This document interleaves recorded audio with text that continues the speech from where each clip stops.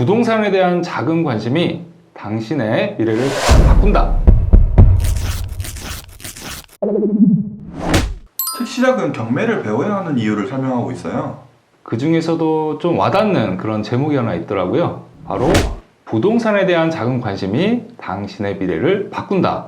우리가 성실하게 일하는 것도 상당히 중요하죠. 하지만 재테크 수단으로서의 그 부동산을 아는 사람과 모르는 사람은 정말 많은 차이가 있다라는 그런 사례를 얘기하고 있습니다. 그리고 두 번째로 와닿는 그런 제목이 경매를 모르면 착하게 살아도 피해볼 수 있다. 그런 제목이 소개가 되는데요. 우리가 흔히 많이 드는 예로는 그 임차인이 주택이 경매로 넘어갔을 때 경매 절차에서 보증금을 다 회수하지 못하는 그런 상황들을 소개를 하고 있고요. 투자 목적이 아니더라도 이 부동산을 모르면 억울한 상황에 처할 수도 있다. 그런 단편적인 사례들도 많이 소개하고 있습니다. 그럼 알아서 좋은 점은 뭔가요? 앞에서도 말씀드렸듯이 억울한 상황을 피해갈 수 있다는 점이 가장 큰 장점이고요. 그리고 경매 물건을 조사하면서 현장에도 많이 가보고 중개업소도 많이 가다 보면은 자신도 모르게 자연스럽게 이 부동산에 대한 가치를 보는 눈이 뜨일 것이다 라고 생각을 합니다.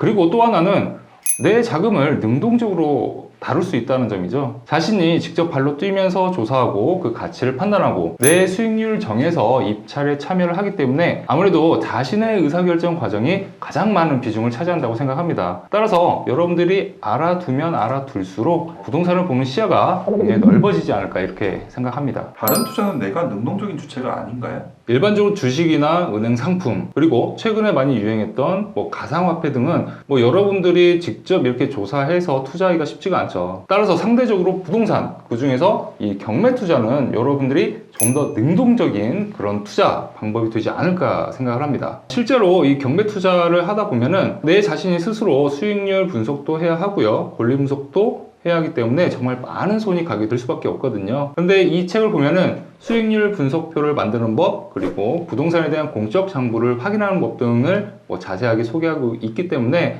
여러분들이 초보자라면은 많은 도움이 되는 책이라고 생각하고 있습니다. 초보자의 경우에는 부동산에 관한 정보를 어디서 어떻게 취합해야 되는지 모르는 경우도 많으실 것 같은데, 책을 보면은 여러분들이 확인할 수 있는 사이트나 앱 등을 정말 많이 소개를 하고 있어요. 예를 들어서 각종 통계 자료를 확인할 수 있는 사이트, 재건축, 재개발을 확인할 수 있는 사이트, 아파트 정보를 간략하게 내가 빨리 취합할 수 있는 그런 앱 등이나 사이트를 소개하고 있어서 여러분들이 이 책을 보면서 그런 사이트를 하나하나 한번 들어가 보시고요. 나에게 맞는 그런 사이트를 좀 더 연구하다 보면은 자신만의 노하우를 쌓을 수 있지 않을까 생각합니다. 혹시 추천하는 사이트가 있으신가요? 저는 그 아파트에 대한 정보는 호갱노노라는 그런 앱을 많이 사용하는데요.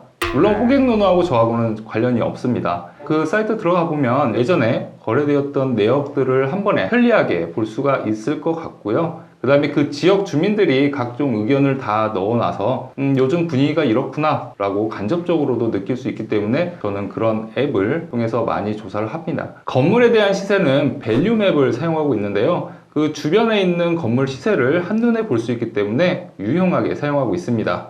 이 외에도 우리가 활용할 수 있는 프로테크 사이트들이 많이 있기 때문에 여러분들만의 노하우를 만들 수 있을 것이라고 생각됩니다. 그럼 혼자서도 전략적인 투자가 가능하다고요?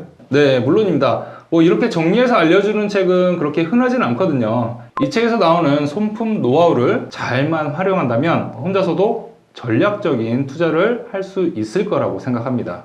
또 다른 메리트가 있을까요? 요즘 주식시장도 불안하고 코로나19 때문에 전반적인 경기 침체가 예상이 된다라고 하고 있습니다.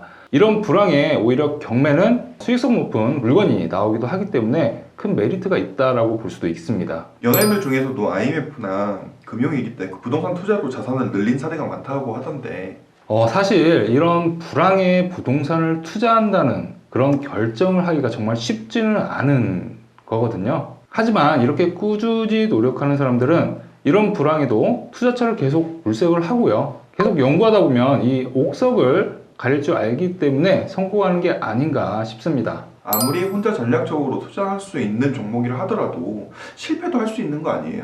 물론이죠. 모든 투자에는 리스크가 존재하기 마련이죠. 리스크가 없다면 오히려 투자라고 하기도 어렵습니다. 따라서 실패할 확률도 분명히 존재를 하는 건 맞지만 주식 같은 경우는 실패한다면 정말 종이 쪼가리가 될 수도 있잖아요. 하지만 부동산 같은 경우는 이 실물 자산은 그대로 남아 있고요. 또 경매 투자는 각종 규제로부터 상대적으로 자유롭기 때문에 도전해볼 만한 그런 가치가 있다라고 생각합니다. 규제로부터 자유롭다고요? 요즘에는 그 3억 원 이상 주택을 매입할 때는 주택 자금 조달 계획서를 제출해야 하잖아요. 근데 경매 같은 경우는 상대적으로 그런 규제에서 좀 완화되었기 때문에 증빙 서류 제출 의무가 없습니다. 강력한 규제 정책이 연이어서 발표되기 때문에 아무래도 이 경매 투자에 대한 메리트는 갈수록 높아지지 않을까 생각이 드네요. 경매 투자를 아직도 망설이는 분들이 있다면 이 빅데이터 경매 분석 그리고 저 해설사와 함께 믿고 한번 따라와 보세요. 후회하지 않을 겁니다.